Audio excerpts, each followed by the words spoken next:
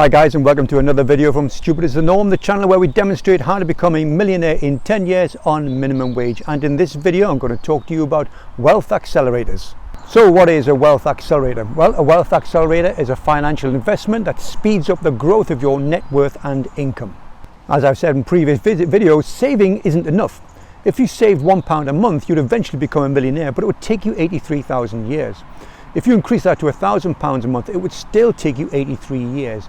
So wealth accelerators are essential in order to reduce the time frame to an inspirational and achievable time.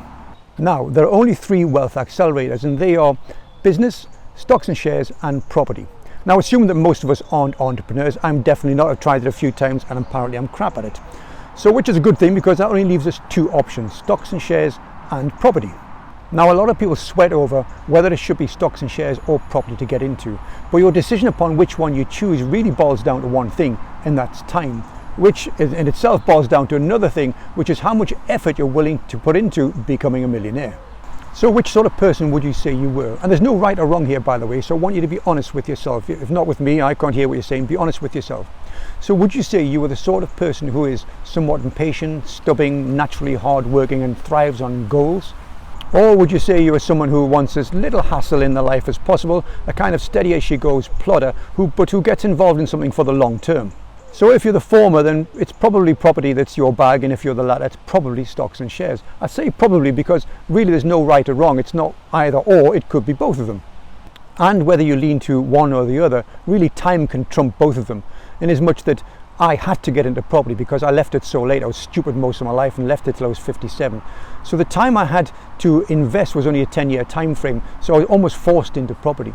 And the difference between the two, stocks and shares and property, is one of growth, which is why I had to go for the shortest possible time frame. I only had 10 years left, so I had to go into property. But that said, I'm not exclusively into property. I still drip £100 a month into my ISA Vanguard ETF, and I do so because I just love the idea of getting tax-free income at the end of it. So there are striking differences between the stocks and shares and the property. Let me run you briefly through them. From stocks and shares, you can expect to get a growth of about 9.8% over the long term, because that's what the S&P 500 has turned out over those decades of years. So you expect to do that. So it's a way of investing money which is hassle-free but will take time. If you're into property, then property you can expect I get 25% annually return on the cash that I put into property, and that doesn't include the growth in the property itself, but it does take an extraordinary amount of work. And because the return I get on my property is so much greater than stocks and shares, it does mean that it compresses down the amount of time it takes me to become a millionaire. But wait, Perry, I've been told that the higher the return, the higher the risk. Is that true? Well, I guess, but it depends, doesn't it? It depends on what you consider to be risky. If you're involved in the stock market, then you're probably going to worry about the stock market crashing a lot. If you're in property, you're probably going to worry about government changing legislation or getting a bad tenant. But the reality is there's risks in everything. You can't use risk as an excuse for doing nothing.